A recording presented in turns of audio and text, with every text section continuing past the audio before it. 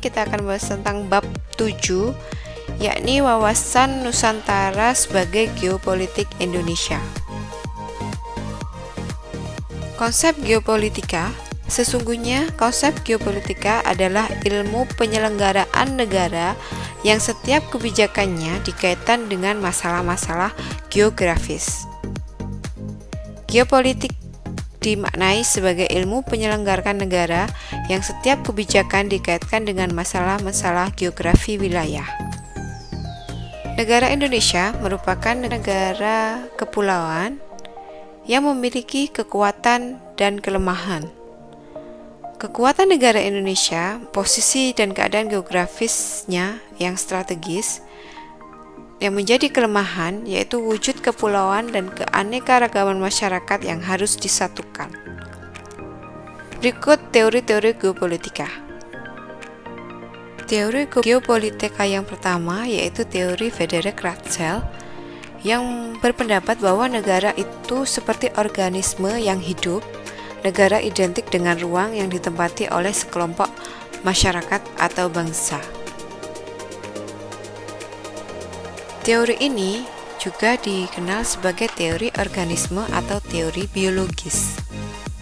Yang selanjutnya yakni teori geopolitika Rudolf Jellens.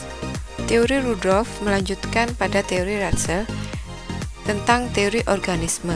Teori ini menyatakan bahwasannya negara adalah suatu organisme yang merupakan satu kesatuan dalam sistem politik yang menyeluruh dan meliputi bidang geopolitik, ekonomi politik, demopolitik, sosial politik, dan kratopolitik.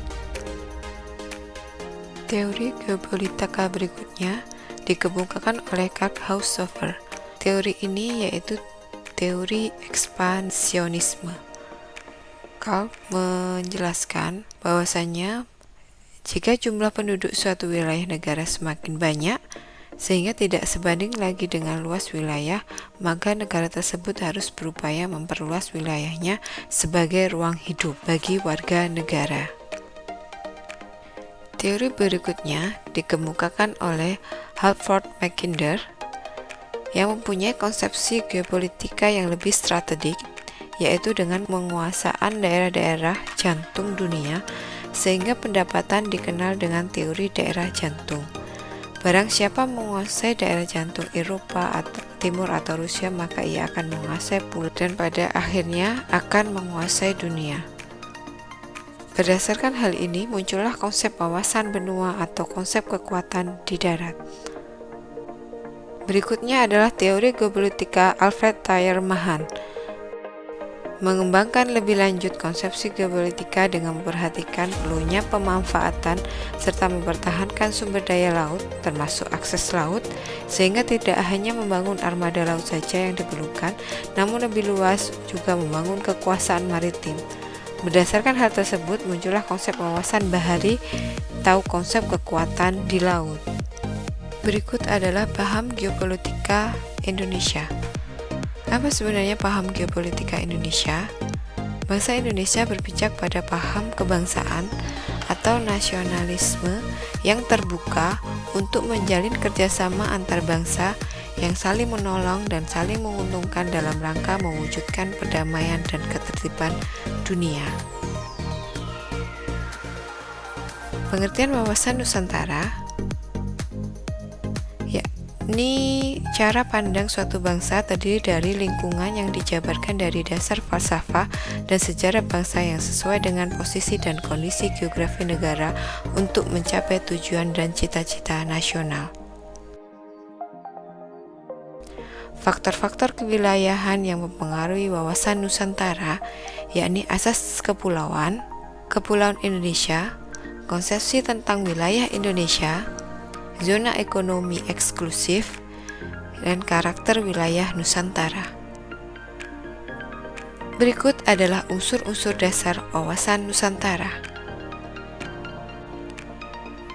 yakni wadah, implementasi, isi wawasan Nusantara, dan tata laku wawasan Nusantara.